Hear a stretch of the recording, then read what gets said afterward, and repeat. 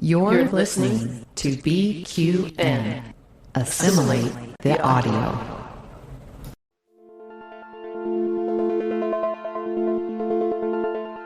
Infinite diversity.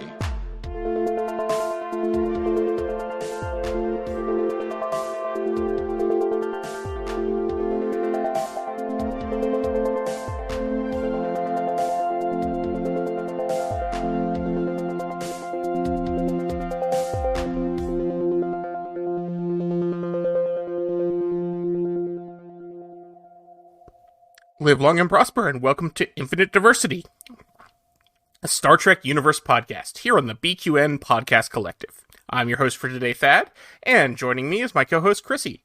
How are you today, Chrissie? I'm doing all right. I've got a adoptive family member who's going to see their partner for the first time in 6 months, and that's really none of my business. How are you doing, Thad? I'm pretty good. I'm adjusting to inhabiting this body. This guy really doesn't work out. You know, I almost went for that, and then I thought of the other thing, and I like the Stamets reference better. Also joining us today is BQOwn's Davey Willett. Davey, how are you today? I'm fabulous, and it is a pleasure to be here sharing my infinite diversity with you today. We're glad you could be here. Yeah, we are very happy to have you on board. You had said, you had mentioned on the Discord like a month or so ago that you wanted to be on Infinite Diversity sometimes. I'm like, well, we got to make that happen. I think it's the only BQN show I have not been on yet. In fact, Amy Nelson and Kelvin on All Good Things last week referred to me as the Jonathan Thrakes of the network. I just pop up everywhere. I love it. Well, I'll say the only reason you haven't been on History with the Szilagyi is that we don't do guests, so there you go. You'll have to make an exception. Do something about Australian history. Yeah. I could. Which I know little about, but...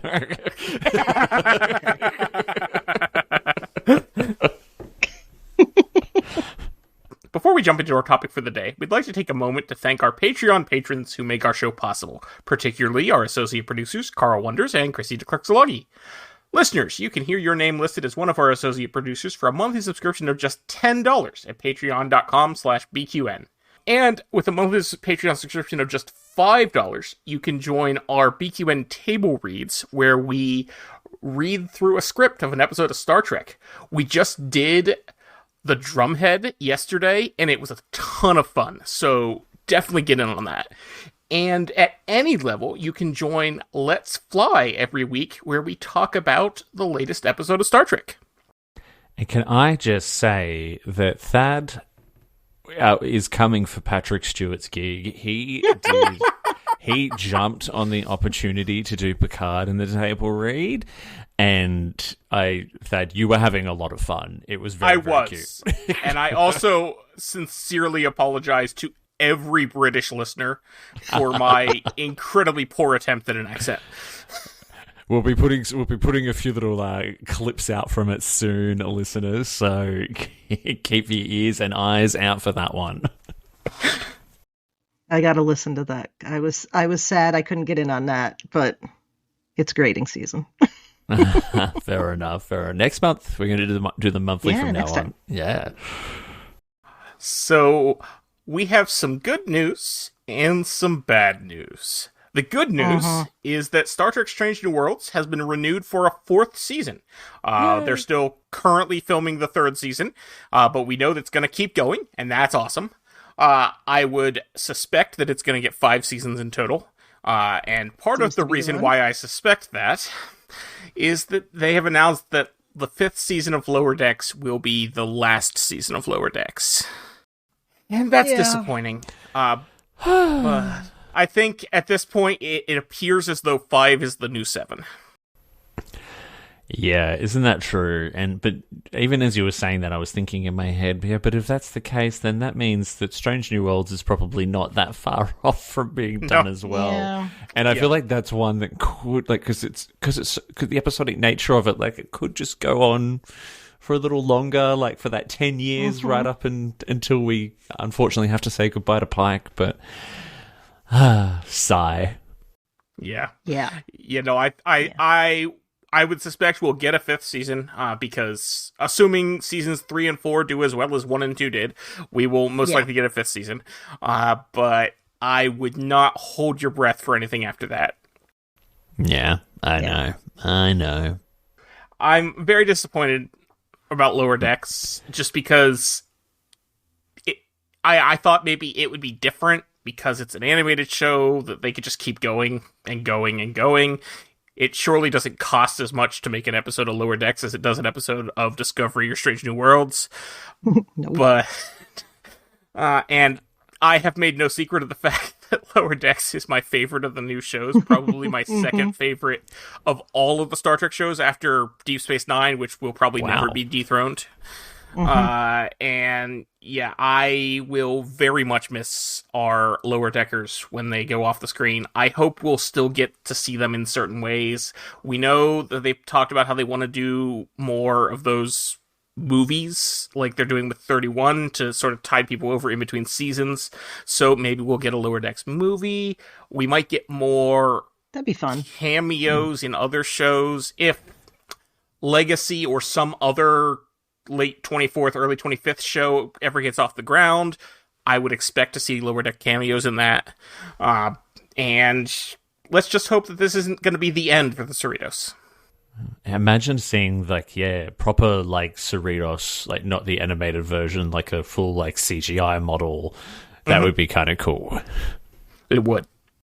So what, it's like 15 years between Lower Decks and Picard? Something like that. Picard? Give her that? Okay, Yeah. so, like, I want to see Commander or Captain Boimler with salt and pepper purple hair. Yes! It's like a Well, streak maybe. of purple. Well, no, you know, like the... Because yeah. we know his hair isn't really purple. Because there was that log entry about that. So, Oh, that's right. Yes, that's right. Very, very true. so would he That's do true, I salt and forgot pepper about that. purple? Or would he just still be purple? It would be difficult to do salt and pepper purple when you're dyeing it. I mean, 24th century technology. I think they could do it. Yes, that's a good point. They probably don't even have to dye it anymore. They probably just do a slight genetic manipulation to the follicles. Well, no, that would be... If that's against- allowed. That would not be allowed in Starfleet, or because, you know, the Federation laws about genetic engineering. But... Yeah, I'm with you in that I was hoping that the animated nature would cause it to just go on forever. Thankfully, this is not a Prodigy situation. We are still getting season 5 on Paramount Plus later this year, and all of the seasons aren't going anywhere. But it's still sad. I love Lower Decks, and I wanted them to keep making it. At the very least, we needed at least one more season so they could do all 6 of the original series movie poster riffs. Of course. I didn't think about... Oh, come on. well, maybe wait, that's what but if we'll they get do with a a movie- movie. Yeah, exactly. Great minds, Davey. There we go. Uh-huh. Yeah. Yeah, I wanted to see that Undiscovered Country style. Yeah. Picture it would be like the face of, like, you know how it's like the Klingon head looking down at looking up at the it'd be Enterprise Mariner's bit. head. Or a pack lid. God, I hope not. I'm done with the pack leads. That and the weird peanut hamper episode are my 2 least favorite elements. I love the Peanut Hamper episode. Yeah, I don't think we're done with Peanut Hamper. No, I don't mind peanut hamper in itself, but Oh, no. I like the robot bird sex episode. yeah, no, I don't need that. Bit too much for you, was it? Let's just I'm not offended by it. I'm not disturbed by it. It's at the bottom of the rewatch list. I will say, to date, that is the only time I have ever had a friend text me to ask what the hell they just watched after watching that episode. I believe it. Yeah, that was the week of going up to friends and going, "Oh, have you seen Lower Decks?" and going, "Yeah, it was all right." So I get what they were trying to do, I think. It'll be better next week. But that's all right. Well, it was better the next week. The next week was Crisis Point 2, so yeah. There we go, see? Mm-hmm. Dead on. Dear.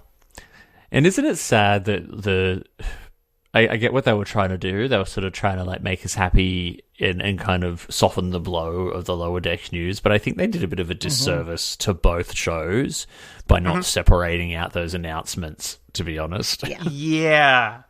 Like, and the announcement came, like, there was a Variety article, but the announcement that most people saw first was just a tweet from the Star Trek Twitter account that just said, Strange New Worlds has been renewed for its fourth season, and Lower Decks' final season will be aired this fall.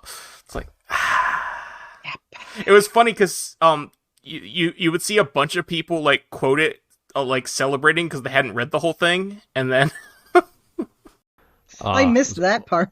Yeah, it was awful. I woke up on Saturday morning, so 6 a.m. Rolled over, looked at my phone, and I could see people having a conversation on the BQN Discord about like 5 being the new 7, and I'm like, oh, they're talking about Discovery. Okay, cool.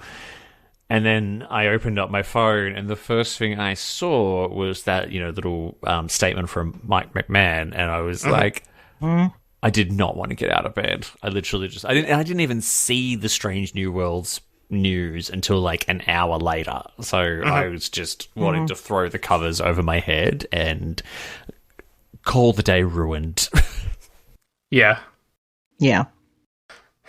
But we'll still get another season. Yeah, and it's not the 2000s. Well, yeah, we didn't have anything. So yeah, we know for sure that we've got 2 more seasons of Strange New Worlds coming. We will have Academy kicking off at some point in the near future.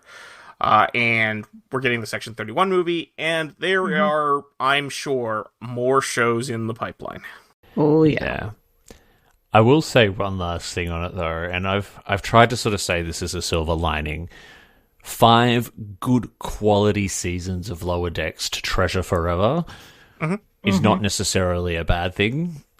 Because it can happen with these animated shows where they kind of stretch out for a little bit too long. The humor isn't quite as sharp anymore. I think about things like Rick and Morty and stuff like that, which I used to love, but now I'm like, oh my god, is that still going? Oh yeah, I haven't seen the last like 3 seasons of that. It's not even original voices anymore; it's different voice actors. Well, I mean, really, there's a very good reason for that. For good reason. That's right, I forgot. Very good reason. Yeah, okay. Let me clarify that, but yes, set that aside. But think of like just the 50 episodes of Lower Decks, which we will always treasure, because there's some good memories behind Lower Decks for me because it came out during lockdown. Yes, it was it was the one thing I had to look forward to every week during that first season. Friday nights when it came out, it was just the best. I made myself a margarita, ordered a pizza, and I watched it. It was the best. I mean, I realize this is a relatively low bar, but Lower Decks was the best thing of 2020. Absolutely.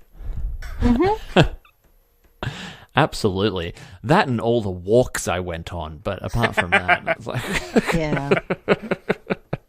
All the money I saved by not going anywhere. True. The election turned out all right. That's true. Yeah, but that's about to come full circle, so... Alright. So, Star Trek Discovery Season 5, Episode 3, Jinaal. Davey, what did you think this week? So, I went into this episode fully expecting that it would be a bit peeled back from the first 2 weeks. I think that you can't, in terms of maintaining that level of excitement and adventure and action, you need to kind of have some ebbs and flows. And I'm just going to call out that I have seen some very mixed responses to the tone of this episode, but I personally really loved it. I enjoyed all the continued little connections back to TNG. I enjoyed the whole theme of human connection throughout the episode and the explorations of all the different relationships.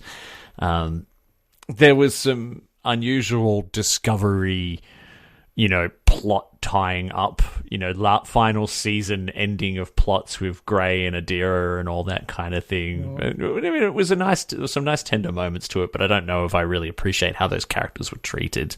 But yeah, look, I liked it. I liked that they gave us a little bit more of a bottle episode. Let's go visit Trill.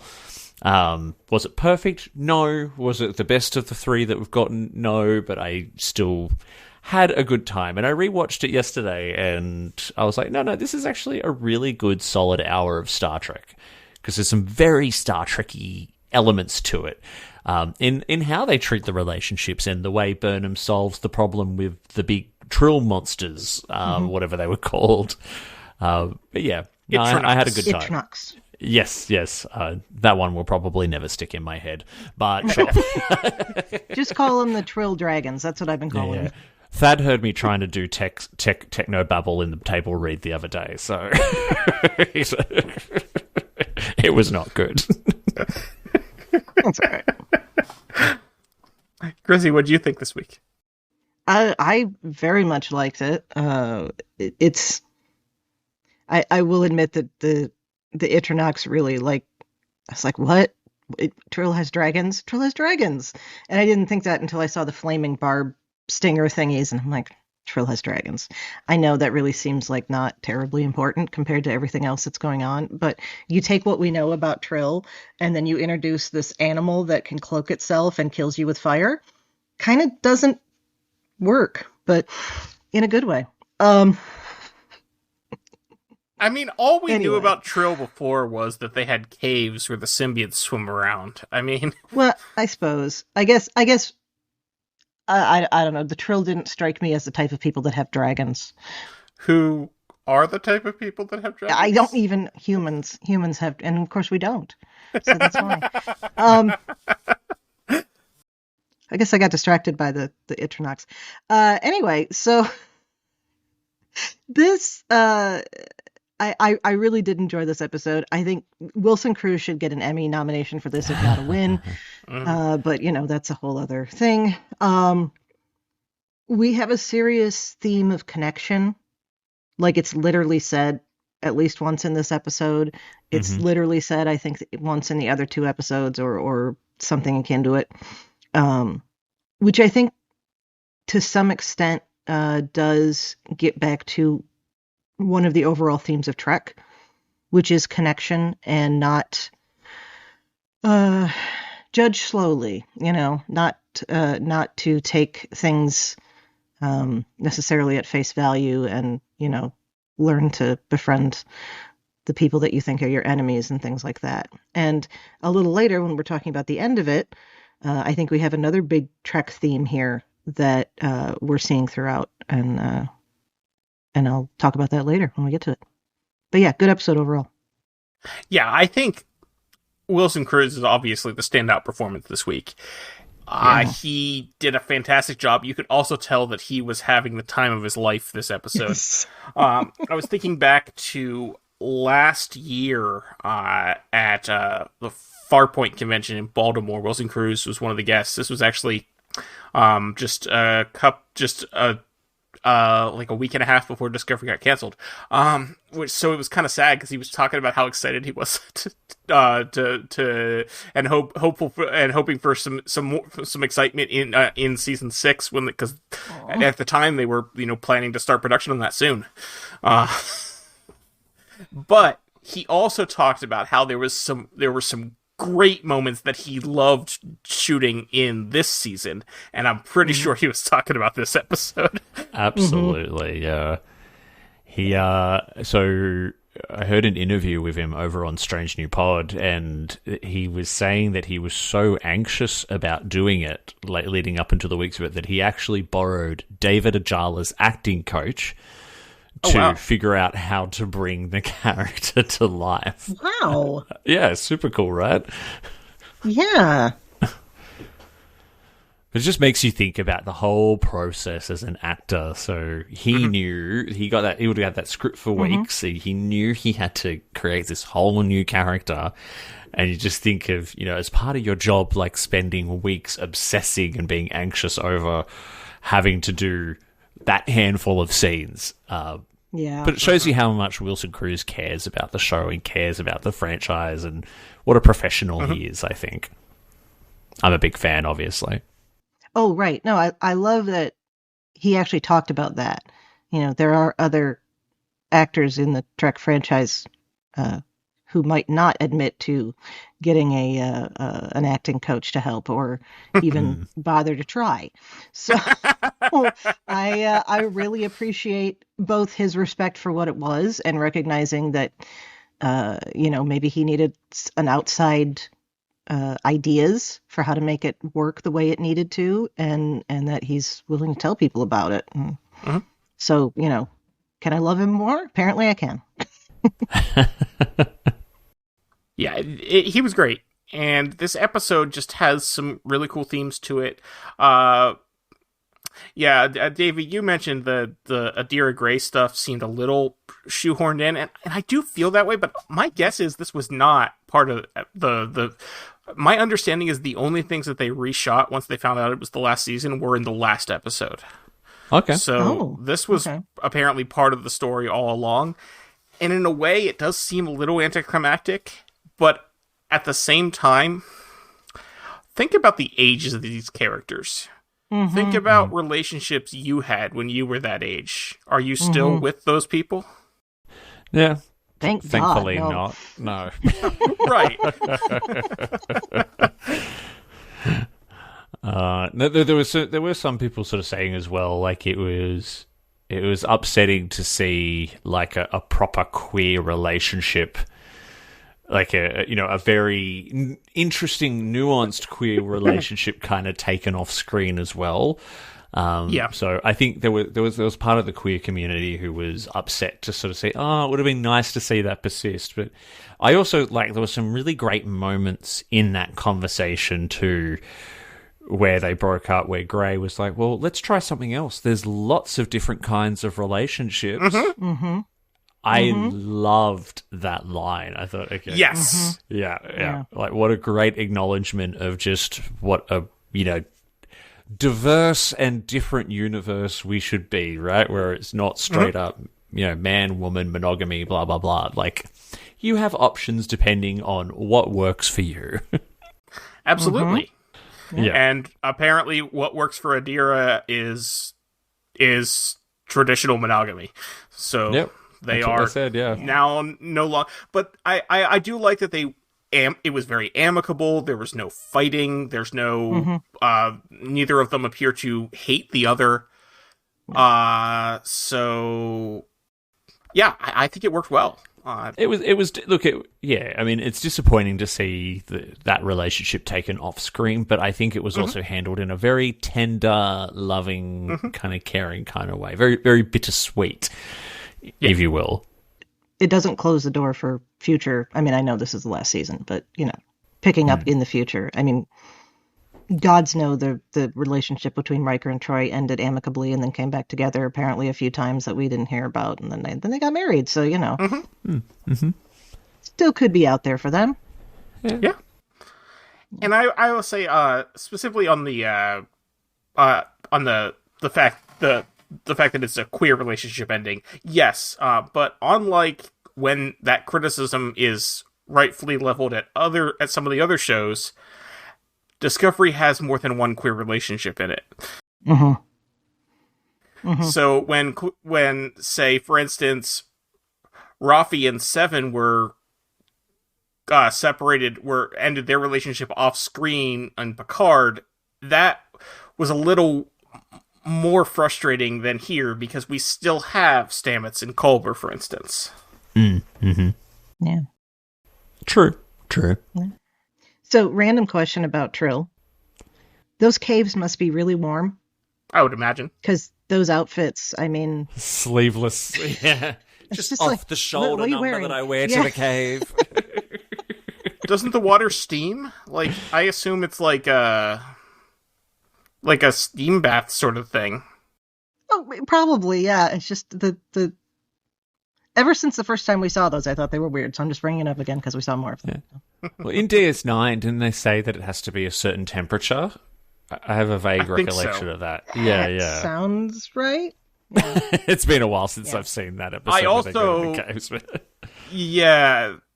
Was that Meridian? Yeah, I think so. Yeah. And Meridian's the one where she explains that they always have cold hands. Oh, that's right. Yeah. No, Meridian's the other... No, yeah, Meridian... No, it's not Meridian. It's, clearly, I just need to rewatch DS9. That's the, I mean, obviously, we all do. Did you need an excuse? Get on that. No. No, didn't think so. But I seem to recall in that DS9 episode when they went to the caves, yeah, that's not Meridian. it was... No, yeah, Meridian's the Brigadoon one. Equilibrium. Equilibrium, there we go. Anyway, I recall the pools in the caves being rather steamy in that episode. Yes. Yeah, so... And they are here, too. Yeah. Yeah. It's just, it's just interesting choice of outfit, so... Yeah, how did they dress in Equilibrium? They were all in white, I think. Yeah. But I need to rewatch DS9, clearly. Yeah, we'll have to do that. Yeah, so yeah. What do we think about this? The concept of the Trill that's just been hanging out, staying alive for the express purpose of providing this clue? I love it. I liked it. I've heard other people be like, "Oh, what the hell?" And I'm like, "No, I think it fits really well into the story they're trying to tell, especially when Jinaal said, the Dominion War was raging and it wasn't the right time, and there was a group of us who we knew that this tech needed to be discovered at some point, but we needed to wait until the right time. And Bix hung on until someone showed up and had solved the riddle. But geez, took a gamble. Yeah. What if that ship had been discovered in like another 100 years? Well, here's the thing. I didn't get the impression that Bix died. The host did. No. You're correct. We see Bix swimming into the pool, but Adira mentions that it's not unheard of for a symbiont to last that long, but not common. But it's not common. So I'm saying another couple 100 years, I don't think Bix would still be alive. I guess, and here's where we don't know about Trill biology and Trill mysticism, for lack of a better term. To use the Vulcan mysticism term, is that something that Bix would be able to pass on? We don't know how the symbionts reproduce. I was just thinking that we don't. Is there like a worm orgy going on in that pool, or how does it work? I mean, that's exactly what I assumed was happening. That explains a lot about Jadzia. Just being so relaxed. Yeah. Could be like Linus. They reproduce asexually. There you go. Yeah. And actually, I don't. You joke that, but I was actually thinking that. I wonder if it's a cellular division kind of thing. Okay. It's quite possible that there are symbionts that have memories of other symbionts. Maybe. Yeah, the genetic memory could certainly be possible. We've never been told otherwise, but we've never been told that they do either. This is true. But I'm assuming Jinaal was Bix's first host. I mean, you'd have to. That's the assumption I had too. But also, if we now know that it is uncommon for symbionts to live 800 years or longer, I think we can now assume that we're not going to get a Dax cameo in Discovery. I know. I was kind of hoping there would be when they said they were going to Trill, but oh well. Yeah. Unless they show up, and that's how we figure out that they do have a genetic memory that they pass. Would it be nice to even just to get a little mention of Dax? Just a mention, but... If we're going to see Dax, I want to see Dax on Strange New Worlds. That's where I want to see a young Curzon. It wouldn't be Curzon. Yeah, no, you're right. It would be Emily, wouldn't it?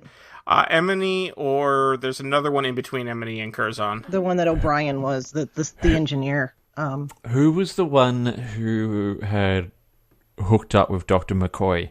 That's Emily. That's Emily? Yeah. Yeah. He had a surgeon's hands. Okay, well, I'll take Emily. That's fine. That's where I want to see. Also, Emily was an Olympic gymnast, so I'm sure McCoy had some fun there too. Dear, jeez, this is a I do believe infinite that was diversity the after we were dark. trying to understand.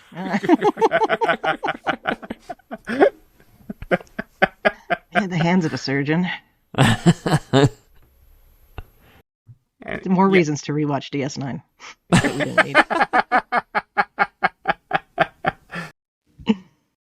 Audrid. Oh, actually, there were a bunch before Curzon. Oh, there are? Oh, okay. Audrid, Tarius, and Duran. Duran's the murderer. Right. Ooh, Audrid... maybe it could be Duran. No, Duran would have been long after. Okay. But Audrid was the mother, the one that Quark was. Yes. And then it's Tarius is. Tarius is the one that was O'Brien. No, Tarius is the one that was Bashir. Oh. What's the one that was? Because I remember he just kept chewing on his nails, and then they picked Then Tarius was the test Enterprise pilot novels that died. Oh, in a okay. shuttle No, that accident. wasn't Tarius. No, okay. Tobin was the one that chewed on his nails. That was O'Brien. Right. Yeah. So. Yeah, there was a lot. So Tarius and Duran both were very short-lived, which is why we then went to Curzon. But yeah, my guess is it would be Emily. Yeah. But it could possibly be Audrey. But either way, yes, we could totally get a Dax cameo in Strange New Worlds. Here's hoping. Yeah. The symbiote has been hanging out, waiting. And we do a Jantara, which is cool. Mm-hmm. I don't think it's completely off the wall that you have an entity that's waiting to die until they pass on this information. No, I mean there's plenty of stories of people who have, in real human history that have just barely held on in order to give information, or to see somebody or something like that. So I don't think it's I don't think it's odd. And I mean. It's not odd, but I mean, given how well that carving into the rock held up over 800 years, I mean, someone was going to stumble across it eventually. Although he did say it was a red herring. Yeah, good thing it was a red herring. Yeah. But how does this person know that the dragon still nests there? Yeah, that they or is that maybe something that each host went out and looked and they didn't know why? Maybe. That might be. I mean, they could have kept an eye on it. Yeah. I'm also not 100% sure that we can say that the host doesn't know anything about it. It more that the symbiont is adamant that only Jinaal can reveal the information. Yeah, that's true. Yeah, that's possible. Yeah. They knew that they had the information, but they weren't privy to it themselves. It was, the Trill work in mysterious ways, and I think that's kind of what this episode unveiled. It's possible that the host does even know, but also knows that it was important to Jinaal that he be the one to actually do it. Yeah. Yeah. Agreed. I love the scene where Jinaal takes over Culber and then unzips the jacket. Formal. This guy really works out. It was beautiful. Which is, yeah, I mean, Wilson Cruz is an incredible specimen. He definitely does. I can confirm that he does really work out. I have seen him do it on the Star Trek cruise. All right, I mean, then. I'm double tapping all those Instagram posts. Don't you worry about that. Like, There are quite a few of them. I mean, if I looked like that, I'd also be posting on Instagram all the time too. especially because he's in his 50s, right? Yeah. Yes. Yeah. I mean, I just turned 40, and like, I've got no hope of ever looking like that. So, more power to him. Yeah. Well, I mean, in a way, looking like that is part of his job, I suppose. You could argue that. Yeah. The man just looks after himself, and I appreciate that. Yeah. Yes, I appreciate that in many ways. Yes. Thank you for your service, Mr. Wilson Cruz. We go to a canyon, feeling very sort of TOS-like in this instance. The quarries of Toronto is will be the Star Trek tours in Canada in 20 years' time, and it'll be like, now here's the quarry that they filmed this in, and this and this and this. In fact, it was all just the one quarry. We just redressed it a lot. Yep. They couldn't have flown him out to Vasquez Rocks for 2 days. No. I mean, if they could go to Iceland at the beginning of season 3, they could go to LA. You'd think. That'd be easier. Yeah. And we've got cloaked dragons. We do have cloaked dragons, who kind of reminded me a little bit of like some of the insectoids from Starship Troopers, but like cloaked versions of them. Yep. The only good bug is a dead bug. And the Mutos from this last round of Godzilla movies. Oh, okay. First I mean, one. they can't cloak, but sure, yeah. Otherwise, No, but the kind appearance. of bug-like design. Yeah. Yeah. Okay, I can see that. I wasn't even thinking about the cloaking thing. Yeah. It's been a while since I've seen Starship Troopers. I enjoyed the scene with the Etronox. Like it was the little bit of action that they kind of built into the episode to kind of break up all the talky, which was fine. But it was nice that it was, there was a lesson to be learned. It was a trial. It was like, okay, let's not try to threaten these creatures. They're just protecting their babies. Yes. As opposed to an only good bug is a dead bug kind of approach that you get in other science fiction. Well, I mean, Starship Troopers is, despite conversations on Twitter about it relatively recently, where it went over some people's heads, apparently, Starship Troopers is in fact satire about fascist society. It is anti-fascist, absolutely. Yeah, that's what it's meant to be. But also one of my favorite movies, by the way. I love Starship mainly just Troopers. for the shower scene. But good Lord, Davey. Just when I think we're out of the gutter, we get pulled right back in. Casper Van Dien was a good-looking man in his day. I'll bring us all the way around. Because Lower Decks did a spoof on that, so we're good. That's true. Okay. That is true. Yes. The only thing I've been on about this whole scene and this whole episode is, and I've thought this a lot, but this episode really brought it to a bit of a crescendo for me, is how the hell do those instant transporters know where to go? Yes. Excellent question. Yes. Also, It's like, why are you using them to go 5 feet? Yes. yes. Or Adira at the beginning of the episode, like, oh, the captain wants me on the bridge, bye! Why have turbo lifts? So I understand, like that one I get if you're in the realm of an AI, okay, and the last thing that the AI heard relating to that was you need to be on the bridge, then that makes sense. Yep. But what if you were going to stop and pee first, You could, Yeah, Unless but there's some kind of neural link. There must be some sort of neural component to it because they never say where they're going. They always just tap their communicator and poof, show up where they want to. Yeah, yeah. And boy, I was just thinking about that with Saru and Tarina's aide. Wouldn't it have been embarrassing if they each thought that the other wanted to go somewhere else?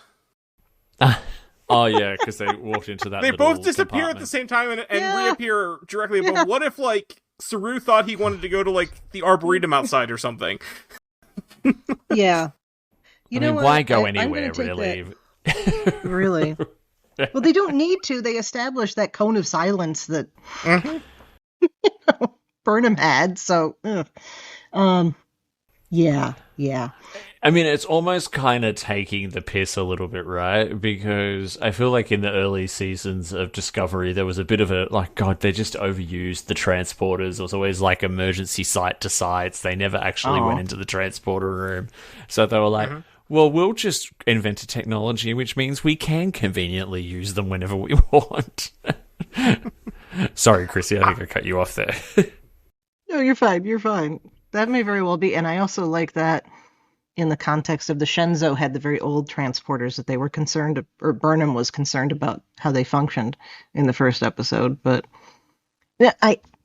this may be taking this beyond what they intend, but I'm sure it is. I feel a little bit of commentary in this on the ubiquity of the availability of work. I'm waving my phone at the camera there. And the idea of you can be accessible at any time, for any reason. And maybe this is not the best thing, because I'm looking at that and thinking, gods, there's no delay getting anywhere. There's no, the bridge was up because of the ship going through. I know that's not going to happen now, but there's no buffer time. No. There's no buffer time. No buffer time. I was just struggling to figure out how to describe that, and that's it. So, I don't know. Maybe it's one of those things that we have to appreciate from a technological level, but not think about what it really means, like how the Enterprise D always knows that what everybody's doing at any given time. Mm-hmm. Yeah. It is a bit... No, I get what you're saying. Even now, like my professional life and my personal life are just one can take over the other at any point, and there are some advantages to that. Like there is a level of flexibility, but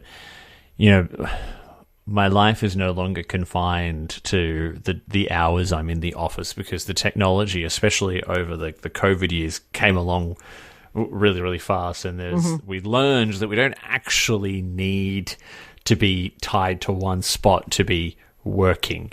But I know as well that when I'm on holidays in Europe in a few months' time, that if a crisis were to happen back at home base, I could just join in and be a part of the fun no matter where I am, which is terrible. Terrifying. Yep. Whatever happened to just being on holidays and being uncontactable? Nah, no more. I really enjoyed on the Star Trek cruise the other month because it went all the way down to Aruba and Curacao. About 2 days into the cruise, we reached the point where Microsoft Outlook would no longer let me log in because I was not in the same region of the world that I normally am. Impossible travel, we call that in the cybersecurity industry. And whatever's happening at work is happening at work, and it's going to happen without me. Yep. Yeah, it's a nice feeling, liberating. Yeah, and then, of course, on the way back, once we reached about the Bahamas or so, all of a sudden, I just... notifications out the wazoo. Yeah. But it was fun while it lasted. Yeah. Impossible travel. No, that makes sense. That Kind of. So yeah, you look for logins where someone logged in from Sydney one day, but then London the next, or within the same day, right? When if they've moved locations faster than they should reasonably be able to, that will generally result in a blocked login or a multi-factor authentication push.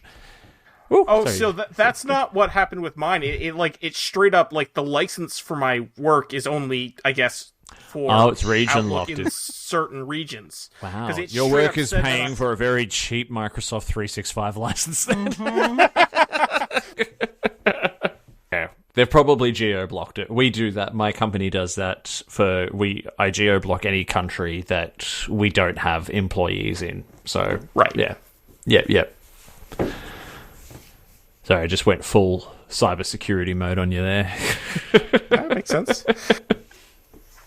Yes, Burnham is not going to kill these dragons because they're just protecting their young.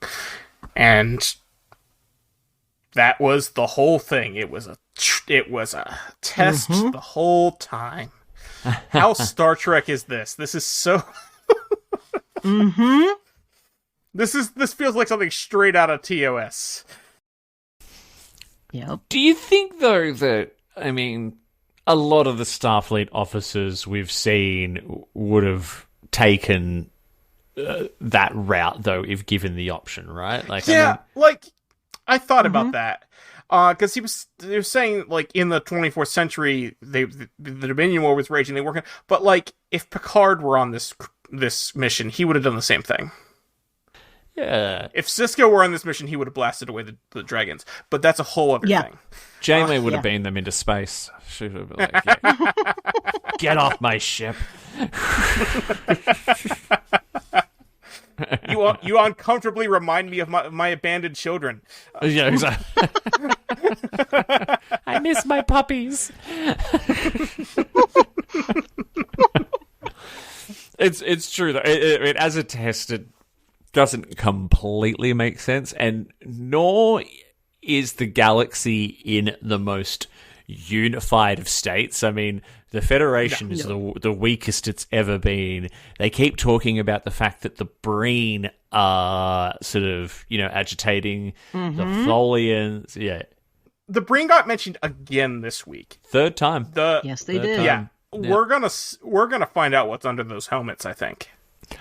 Ooh. Yeah, there's going to be... We're going to see the Breen. We might not find out what's under the helmets, but we will see the Breen. The Breen are going to appear. Yeah. I hope their helmets have evolved. To look less like the helmets from Star Wars. Yes.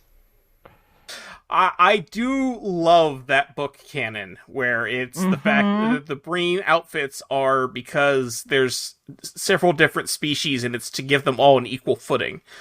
It does sort of mean like we made these outfits because we're so racist that we can't just view you as equals unless we see you the same as everyone else. So that's sort of an interesting way to look at it, but... I never thought of it that way. That's true. Well, I still like the book canon, though. I do. But I don't think they're gonna feel beholden to that, especially since we've already established that was a different timeline. Yeah. Yeah. Although I don't think the fact of it being a different timeline would mean that the Breen would... But anyway. Yeah, I don't recall there being any species difference on that timeline. That would be that'd be really bad. Okay. Speaking of bringing up aliens that are seen and or referenced in DS9, we've got the Zenkethi. And the books. Yeah. The next location is in Zenkethi territory. Do you think they're going to be as glowy and beautiful as they're supposed to be? Well, that's only in the books, so I don't know. Yeah, because we've never actually met the Zenkethi, have we? Not on screen, no. They've only ever been referenced. The biggest example being DS9's The Adversary. Where that changeling who's masquerading as an ambassador sends them on a fake mission to Zenkethi space. Yes. They were led by a ruler known as Ortok from DS9, The Adversary, and By Inferno's Light. There we go. Mm-hmm. Yeah. The Autarch, yes. That's very much sounds like a sort of fascist dictator, an Autarch. Yeah. And the way that what you learn about them in the books very much, I think, reflects that because of the value of looking the same. Okay, similar. yeah. But also, I'm thinking of in The Adversary when the fake ambassador tells Sisko that there's been a revolution on Zenkethi and they've overthrown the leadership, and Sisko responds with, "I don't think anyone is going to miss the Autarch." Gotcha. Yeah, so maybe we'll get to see the Zenkethi. That'd be cool. That could be interesting, yeah. Yeah. Although it was pretty funny how there was always a big riddle to be solved to find out the next place to go, and Burnham just slides into the chair and goes, "Hey, guess what? It's Zenkethi space. See you there, bro." Well, they found out. They worked out the riddles, so... Yeah. It can't be a big I see what riddle you're saying. It was solving. off screen. Exactly. Yeah. I mean, look, there may have been something in the script originally where they figured out, but they probably cut it for time or something like that. Who knows? Yeah.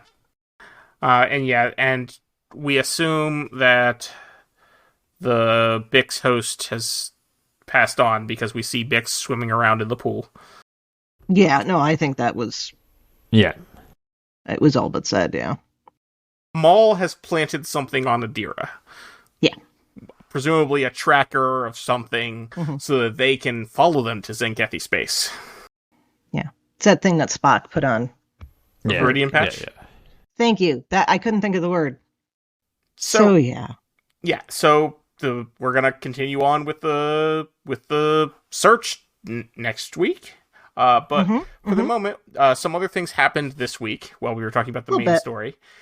Raynor has officially joined as the number one. It's interesting that he was demoted to a commander. Yeah.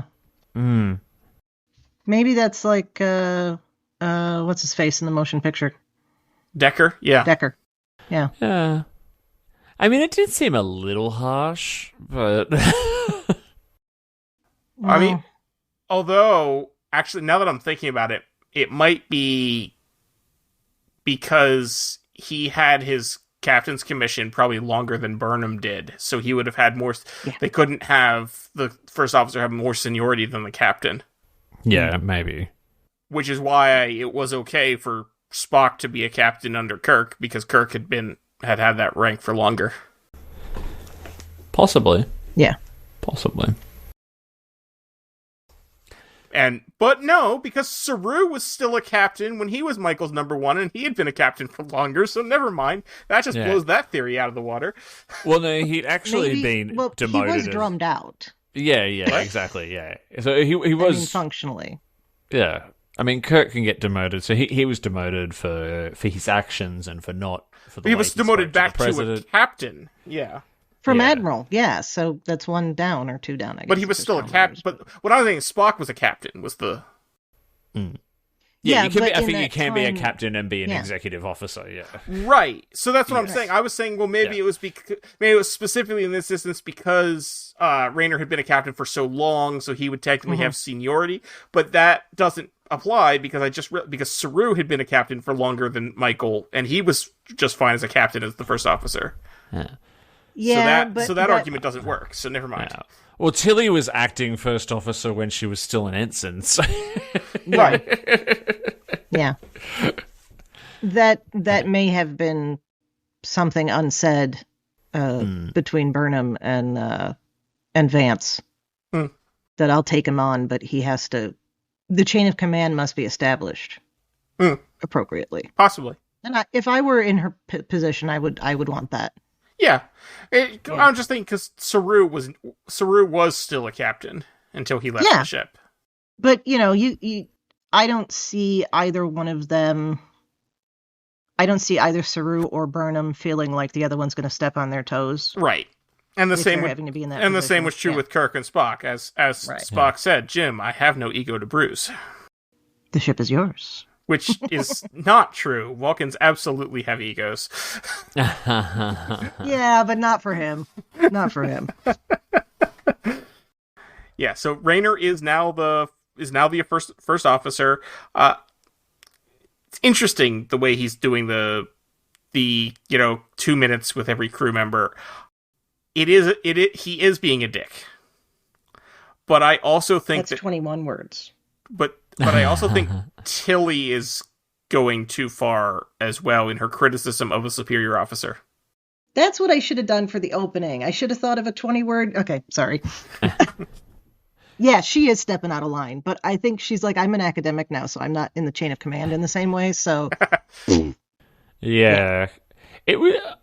I appreciated it for what it was, and that is that he's from a different time to that crew and has a different style and is a very, like a Shaw in a way, very rigid chain of command. You don't have relationships with the crew, all that kind of stuff. They just need to perform their duties, right?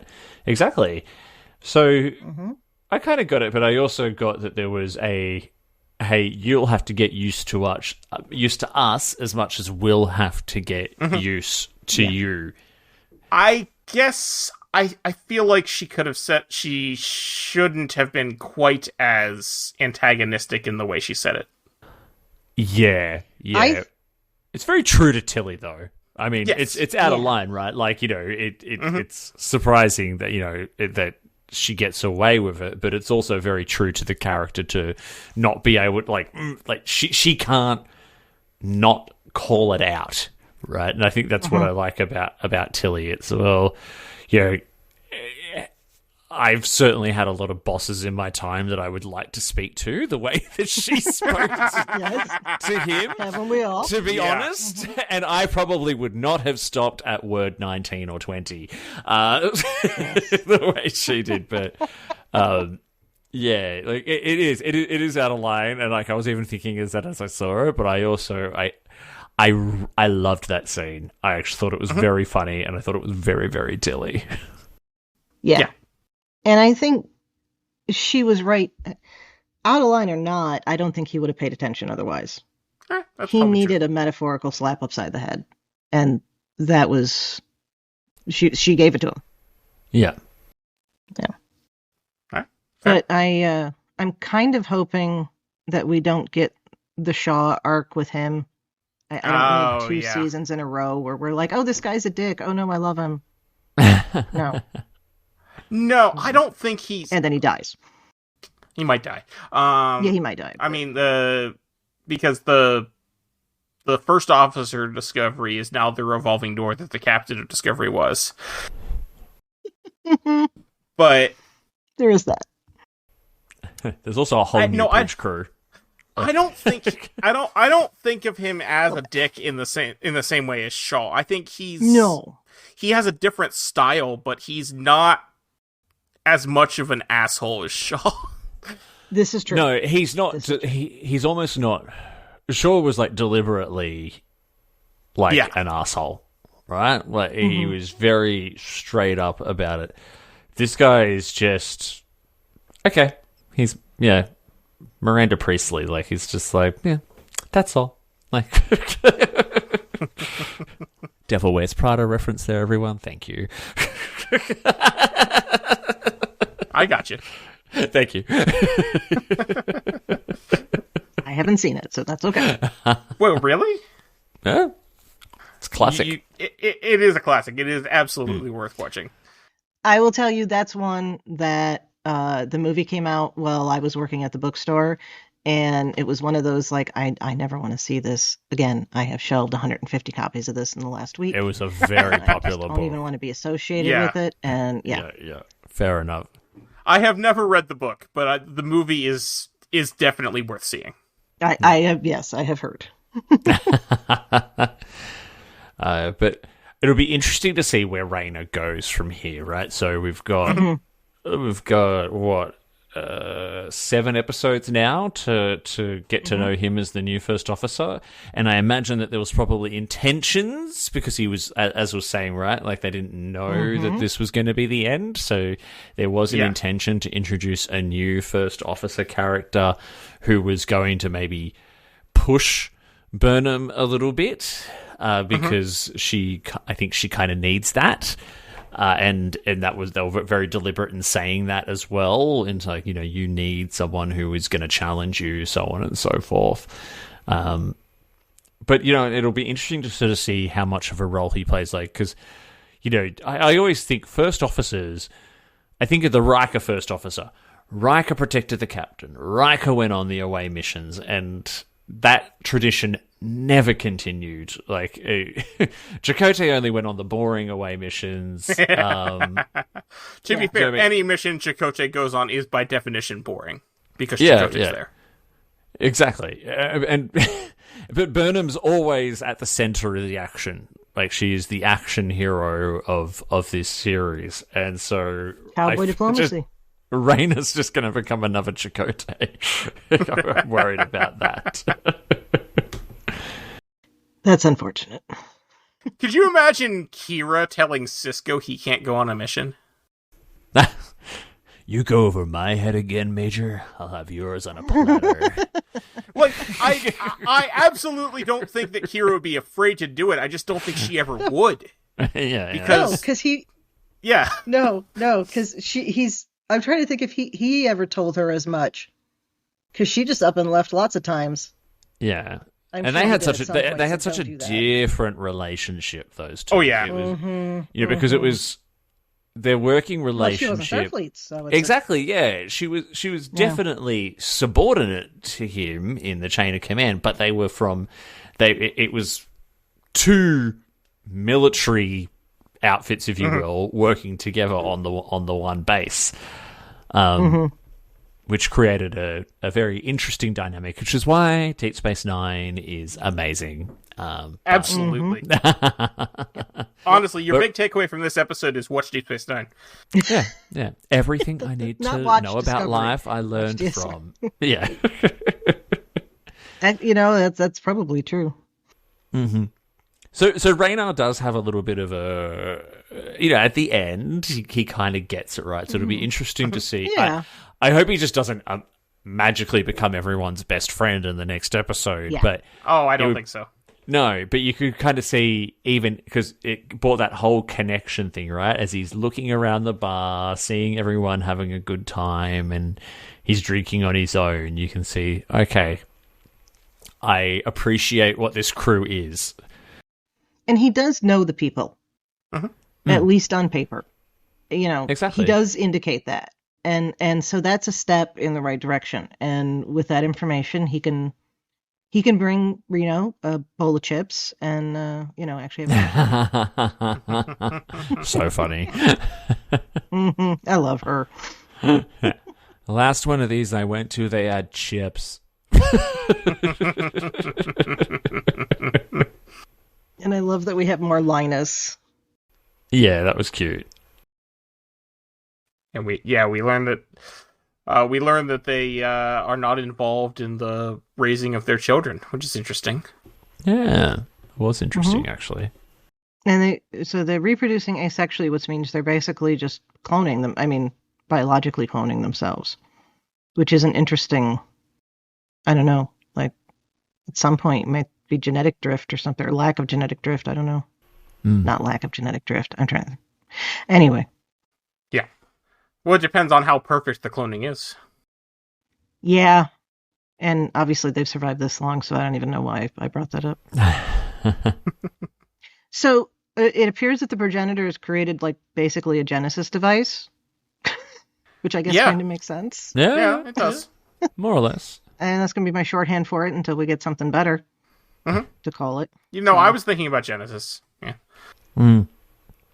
There's been some talk that that there is going to be something almost a little spiritual about this as well. That there's I think so.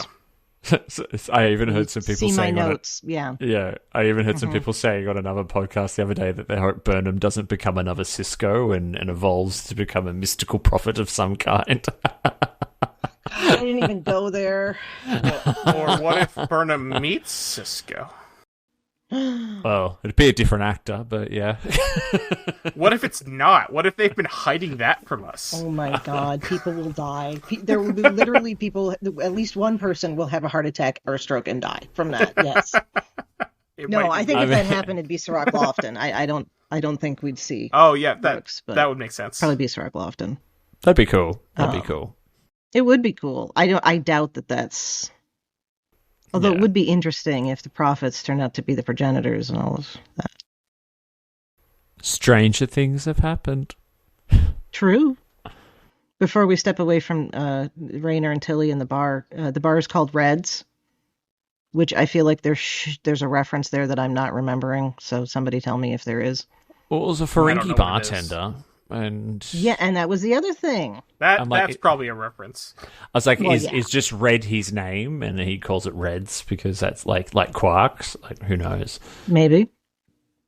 And he did pour a glass of Sluggo Cola too. Sluggo Cola. Yeah. That looks radioactive, and it does. Yeah. Mm-hmm. Mm-hmm. There's a couple of little DS9 references. They mentioned the Dominion War. We've had references to the Breen. Now we've had Sluggo Cola. Are we getting some kind of foreshadowed link to DS9? I think that's just a reference. I don't think it's necessarily a link. A great link, maybe, Thad? Yeah, it's a great link. No, as soon as I said the word link, I was also thinking that. And I just went right past me. Yeah, I love the idea that there's a Ferengi behind a bar in a uniform. First of all, a uniformed Starfleet officer behind the bar. Mm-hmm. What? Okay. But then secondly, it's a Ferengi. And then that makes me start wondering, like, are there a lot of Ferengi bartenders in Starfleet? Did that become a thing because of Ambassador Quark 800 years ago? Maybe it's respectable. Yeah. Anyway. Yes. Interesting. We'll come back to, because, I guess we'll talk about it now. You'll see my note because Culber talks about his abuela, which is, I think this is the third time he's brought her up in the last two seasons. Okay. And we find out that she was a doctor, but she kept all this religious iconography, but it wasn't exclusively religious iconography, although the first thing he did mention was Roman Catholic, which makes sense if they're supposed to be, if he's supposed to be Spanish in descent. So yeah, and then at the end, we get everything but the words that Burnham seeks the Creator. There is, I think, going to be a spiritual, if not religious, element to this. Even if it ends up being like irreligious, in that it's an ancient alien theory, which I think really is what's coming down to, and it's the only time that ancient alien theory is acceptable is in fiction. But otherwise, it's just racist. Yeah. Yeah. Otherwise, it is just racist, and also fiction, but racist fiction. So, but yeah. So I think we're going to find that Burnham's journey for her whole life is seeking meaning, and we know that, and she may not find that meaning until she meets the creators. So just felt like echoes of Star Trek V and a little bit echoes of V'ger. But so that's what I was talking about earlier. I think there's going to be that element. Yeah, I think we're definitely going to get some sort of spiritual thing out of this. Mm-hmm. Do we have anything more that we wanted to say about Adira in Grey? I don't. Nah. Yeah, because of the way it almost seemed like an afterthought, the episode didn't really cover it all that much. I think it's just Adira and Grey are now no longer a couple. And I hope to see I love the Adira character. I find them very endearing, and I hope that they get a really sort of satisfying conclusion to be, I think that there are possibilities for them to show up in Starfleet Academy and stuff like that. Oh, yeah. Absolutely. Because that's going to be Discovery Cameo Central, that show, I think. Yeah. Mm-hmm. As long as it doesn't turn out to be like a Scrubs med school or something like that kind of... I don't think so. You all That's know a what I'm reference I talking get. about. Yeah. Yes. Although, if now that Lower Decks is ending, are they going to set Academy up as the new humor show? I don't think so. I think it's going to have more humorous elements than your average. Yeah, but I don't Tawny think it's Newsom's going to be a involvement. comedy. Yeah. No. Angsty 32nd century teen drama. Yeah. The last thing we need is, what would that be? Welcome Back, Cotter in space? 90210, the Academy years. Yeah. Well, I was thinking of a school-based comedy, but yeah, that was Degrassi, the the first place I went with it. next generation. Still you love go. Degrassi High. Never watched that. Oh, yeah. At 5 o'clock in the afternoons after school. It's great. Meanwhile, if anybody under the age of 50 understood my reference to Welcome Back, Cotter, let me know. I am aware of what you were referencing. I have never Okay, good. seen it. I know the theme song. Yeah, let's not get into that. That'll be stuck in everybody's head. Yeah. All right. So we also have Saru and Tarina, and let me just say right off the bat, even when they're fighting, they're still adorable. Yes. I'll ask I you the just same don't. question I asked on Let's Fly a few days ago, and who is the cutest couple in the universe, and why is it Saru and Tarina? Like, why? Taru? Yeah. Is that what we're called? Is that how Taru, we? that's- I just Yes. saw That's that. what we Here just on said. Infinite Diversity, we've established Yes. that as their ship name, yes. Yeah. Amazing. I can get on board with that. All right. They are excellent. so cute. And I think it's just because of how awkward and uncertain they both are, but also they both clearly love each other. It just makes it so adorable. Yeah. It's so I did relatable. With the aid, I did. I'm assuming you've both probably seen Babylon 5, but I kind of got I have. vibes. Yeah, I got vibes of like Delenn. I actually have seen Babylon 5. And Oh, you have? Okay. Yeah. I just assume you haven't seen anything. When it was on, originally. So it's been a while, but I did see it. I'm sorry, Davey. No, that's Sorry all right. about that, yeah. I'll finish that thought. That's no.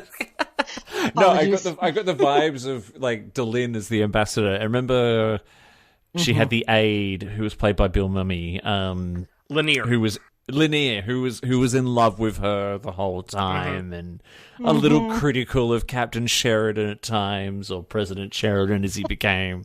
I don't know. I was getting those vibes a little bit. Also, just a bit. Delenn and Sheridan sort of had that cute, awkward thing going on for a bit, too. Yeah, they did. Yeah, no, I can see that. Yeah. So, my big complaint with this, why in God's name, or not God in this case, why in Surak's name, would Clever. Tarina ever pander to the logic extremists?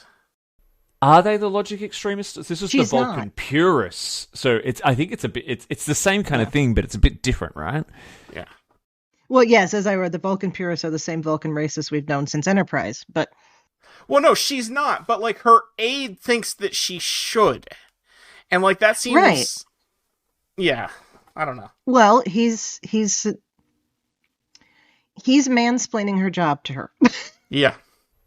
I'm sorry to put it that way, because I don't usually like to use that term, but I think that works very well here. Yeah. You don't like to use the term, but it is a real thing that happens Yes. all yes. the time.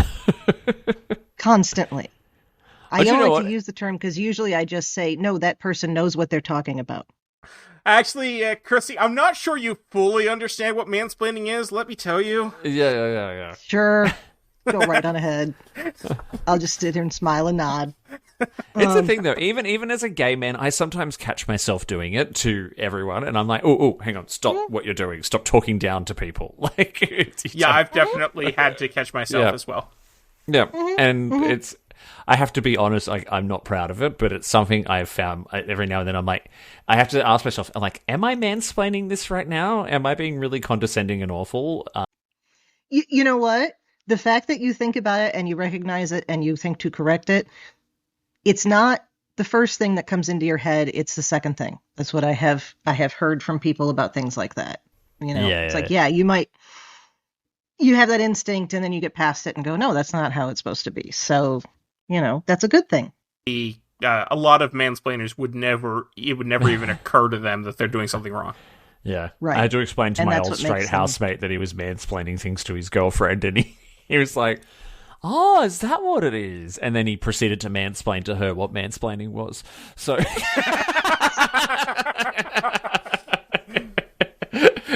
Oh, Lord. Wow. And I don't know if it was ironically or not, so... I don't know this person, but I'm going to give them the benefit of the doubt because I don't know them. Say it's ironically. A for effort. Yeah. But I think Tarina takes care of that so beautifully with the I wrote it down wrong here, but I don't know what gave you the impression that I'm in need of a caretaker. I loved that line. That's so good. Good line. I mean, like I just want to put that on a poster, and I'm going to be right out there with all of the great lines from feminism. Just fantastic. God, and do you know what? I aspire in my own relationship for both Anthony and I to be able to apply logic to our disagreements like this, and just be like bit of time apart, come back logically. Let's look at it this way. But Anthony's Greek, so that's never going to happen.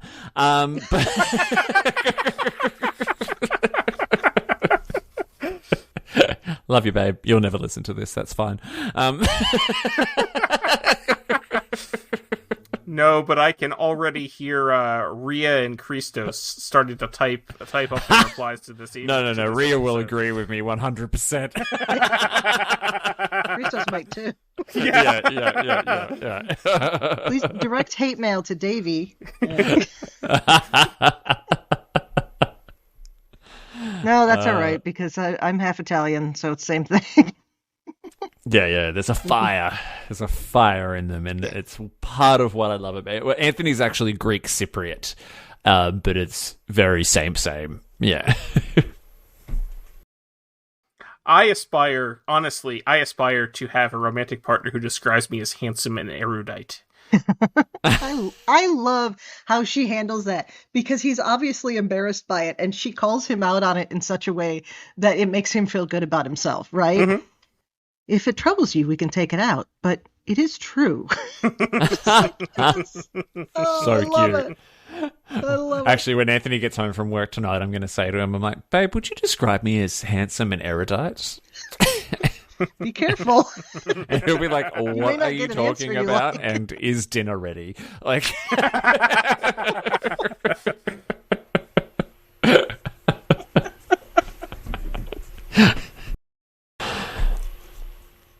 But yeah, it's so interesting to see it. This is being handled so wonderfully, and I'm interested to see how they're going to wheel this into what is the main plot. I hope it doesn't just remain as this separate little thread. I hope that it has a way of becoming part of the main plot again, so that it's not just this little distraction cutaway we have. But even if it does remain that way, I think I could actually be happy, because it's just lovely. It's just cute, and it's heartwarming, and it's so nice to see Saru finding this inner peace and happiness. His arc has been incredible. He's probably one of my favorite of the shows.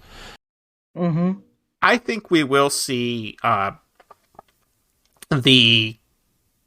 the progenitor tech having political implications, ramifications that Saru and Tarina will be directly involved with. Yeah. Who's actually going to get their hands on it, kind of thing, right? So Yeah.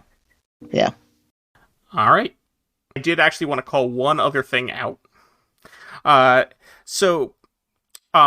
We didn't actually mention it during our episode, but in the first episode this season, the episode was dedicated to JP. And it turns out that was JP Lockerer, who was a camera operator who has sadly passed away. And then at the very beginning of this episode, we see the USS Lockerer, which is also a reference to him. I tried to see what that ship was called, and I couldn't get it to pause in the right place. That's really cool. When I did my rewatch last night, I paid attention to that too. That's really sweet. They do lovely things like that in Discovery. Good. That's good. I'm sure we're going to have, at some point, an episode dedicated to Ken Mitchell. I'm sure. I bet they're waiting for the finale on that one. Yeah, 100%. It'll be because that would make sense. Yeah. And actually, if they bookended, if they put it at the end, it literally will. He will have bookended the entire series. Mm-hmm. Mm-hmm. So, that just raised the hair on my arms. Goosebumps. Okay. Yeah, and I'm sure they wouldn't have had an opportunity to put like a Mitchell unless they did it ahead of time in the series. But if they didn't, I'm sure we'll see one on the Academy show. I think we've covered pretty much everything. Either of you have anything else you wanted to say about this week's episode? All right, well, I have nothing else to say on this episode. Dave, you got anything else to say on the episode? No, I think between this and Let's Fly, I've that's true. You've already Yes, listeners, when you're done with this, if you haven't listened to Let's Fly, do that. I make a point of not listening to that because I want to come into this clean. Yeah. So I'm not ignoring it, but I'll look at some of the print reviews, but I won't listen to other podcasts before. Yeah. Because I do it first up on a Friday, so that way I've got then I basically listen to all the other podcasts unpacking it afterwards. Yeah. So listeners, I just randomly came up with this idea while we were talking here, but I'm going to make a point here from now on of asking our guests for one prediction for what you think is going to happen by the end of the series. And it doesn't have to be serious. It could be something funny or something crazy or way outlandish. But what do you think? Yeah.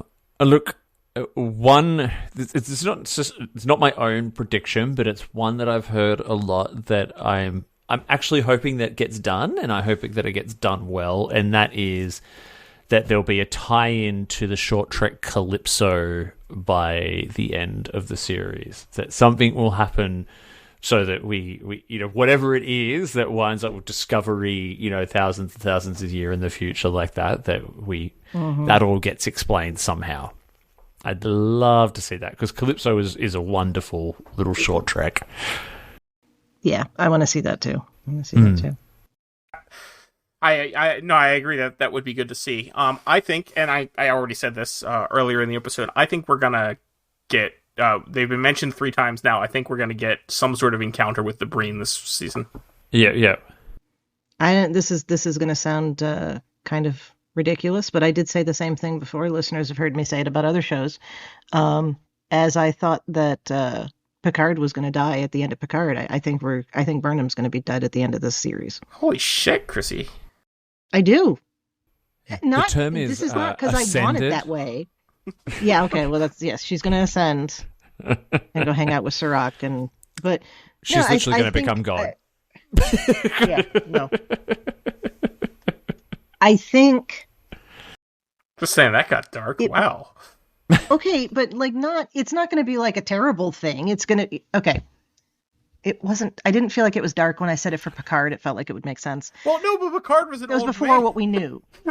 Yes, I know. But Burnham also is what did Culber call her? The responsibility hoarder, right? Mm-hmm. And we have already seen her risk death in order to save everyone. And that kind of is her thing. Okay. Maybe not within the show, but like within how we're watching. There's always like Burnham has to save everything. So I don't know. I just kind of feel there's a possibility that there's going to be something. Somebody's got to walk into the reactor and turn it off, and it's going to end up being her. Okay. It's out there. I hope it does. I'm not hoping for this to happen, but popped in my head. I don't think so, just because they had already filmed the whole season before they found out that, and then they changed a little bit to end it. I don't think they would have changed the story that drastically to end the show. Well, that's out the window then, and that's my second raspberry of the episode. I'm sorry. I forgot about that. No, don't be sorry. Okay, so literally that popped in my head as we're talking here. I'm a bet Burnham's going to die at the end, and that's what prompted me to think about this prediction thing. And then here I've just like put my foot all the way in my mouth. I mean, it's still possible. I mean, it is still possible, but it wouldn't make sense otherwise. In the context of what we knew. So, all right. Well, so she'll die at the end of the Academy show then. There you go. You heard it here. You heard it here, listeners. Chrissy wants Michael Burnham to die. Yeah. Oh, dear. Oh. I read too much history. I remember getting into arguments with people at the bookstore when the 7th Harry Potter book came out. Okay, spoilers for a book that's 15 years old now. I was absolutely sure that Harry was going to die at the end, and he kind of did. He does. He dies and then comes back. He's resurrected. Yeah. Yeah. Spoilers for a book that came out 15 years ago that you also should not buy now. Yeah, don't buy new.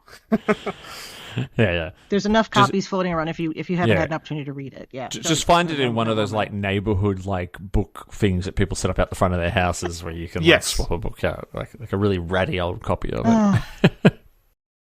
The joys of having to separate the art from the artist. Mm-hmm. Indeed. I am so glad somehow Gene Roddenberry survived the Me Too. Nothing came out about him because he's dead. If he were still alive, it would not have happened that way. There were other people that are dead that stuff came out about them. So I think we would have heard. I know this is very random. I'm sorry. I didn't mean to take us off on a tangent. What I will say is everything that I've heard about Gene Roddenberry, yeah, it's a little, but I also don't think he ever forced anyone. Right. That's what I mean. He may have cajoled, he may have, and there certainly were power dynamic issues at play. Yes, absolutely. But you don't. There's no. There's nothing drastic. I think he probably understood the word no. Yeah. Mm-hmm. But anyway, so like I say, separating the art from the artist, which I guess we don't have to do here. Just watching Davey's face for this final conversation. I'll blame the end of the semester again. I don't know. My mind works in strange ways. What's the line? This is what kept me out of the good schools. I think that's a George Carlin line. I don't remember, but anyway, yeah. Anyway, I really do think we should probably stop talking at this point. I know I should. Davey, thank you so much for joining us today. Where can listeners find you online? Do you have any work you want to mention? Yeah, I've got a bit going on. Now, we have talked about Let's Fly. So, yeah, hosting Let's Fly at the moment, which is the BQN's Discovery Recap Show, which is live on YouTube every Friday evening. You've also got my one true love, the Treksperts Quiz, which you can find streaming on YouTube on Saturday evenings or catch all the replays at any time. You can catch my Twitch channel, The Bargain Bin Gamer, Gaymer, where I play cheap and shit video games. You can also find all of my short stories, poetry, and blogs over on my website, davyWrites.com. Let's just say that Let's Fly is the BQN's live recap show, because... Live recap show, yes, exactly. Exactly, but it's also it's the patrons recap show. The important thing to mention about Let's Fly, it exists for it's an opportunity for our Patreon members, any of our Patreon members to come and be on the show, join in the conversation, and for all of our hosts too. So it is it's just a big love fest, really. That's what BQN is. Indeed. That's why the chat on the Discord is called BQN Family.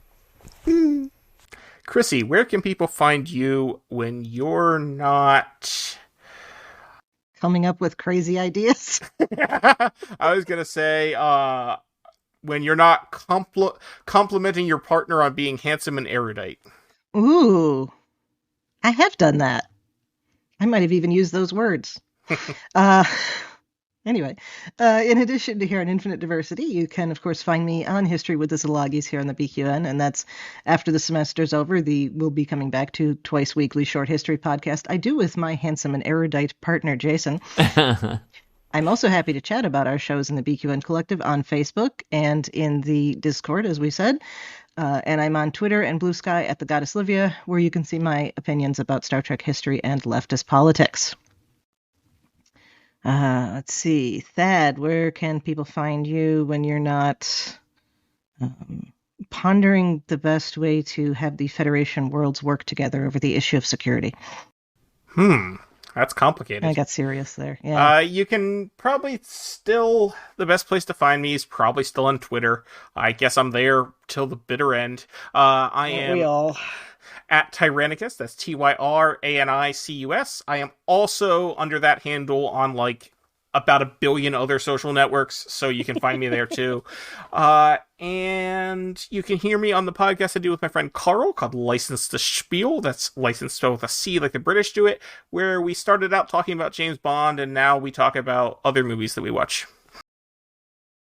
All right, and don't forget all of our other great shows here on the BQN. Here's a recording of me from the past to tell you all about them. What else can you listen to on the BQN? Replicate yourself a mug of hot chocolate and join Amy, Mark, Christos, and Kelvin as they discuss everything and anything in the Star Trek universe on All Good Things.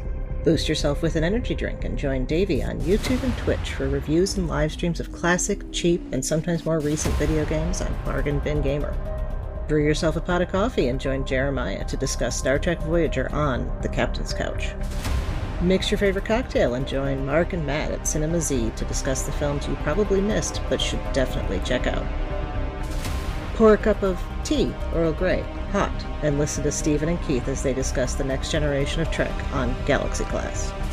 Get yourself something caffeinated and learn an interesting bit of history with Chrissy and Jason on History with the Szilagys. Have a bowl of Flo-Meek soup and join Thad and Chrissy and a guest to discuss new episodes of Star Trek as they are released on Infinite Diversity. Have something to sharpen your mind and put your Trek knowledge to the test with the Treksperts Quiz. Take a bite out of something that didn't seem edible and join Kyle, Kevin, Amy, and Haley covering all things in New Trek, including that show that is Trek in all but name, The Orville, on Union Federation.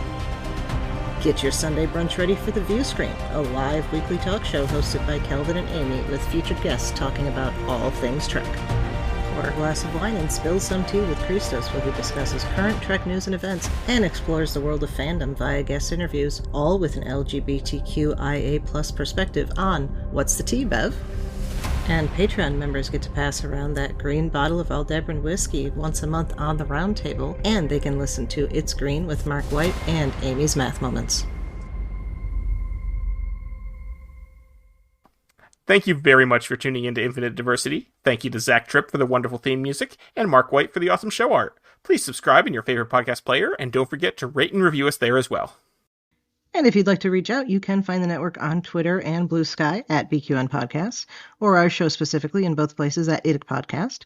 You can also talk about any and all of those BQN podcasts in our Facebook group and the Discord groups for the BQN Collective.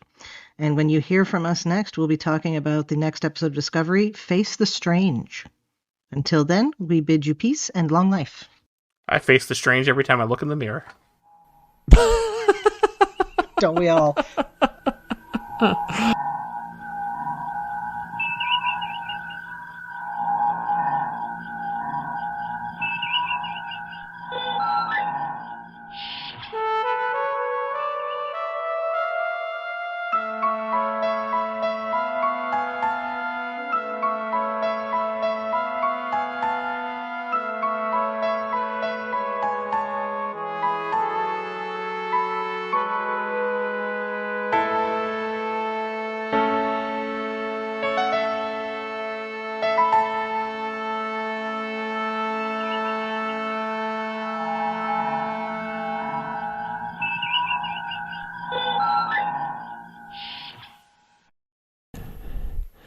Yeah, I'm picking up that he's probably like similar age to Anson Mount.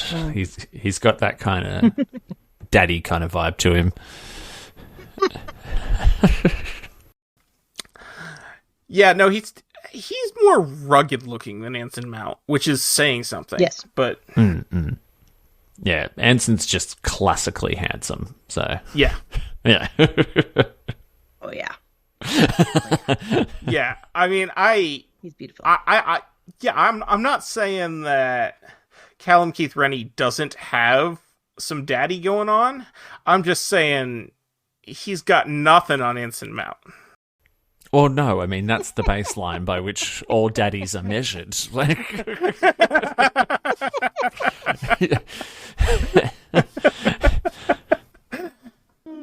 You just got to work backwards from there, unfortunately. And I mean, I'd put Oded Fair above Callum Keith Rennie as well. Fair enough. I can see that. It's a very horny episode of Infinite Diversity, by the way. Yes. Apparently. It's just like, ugh.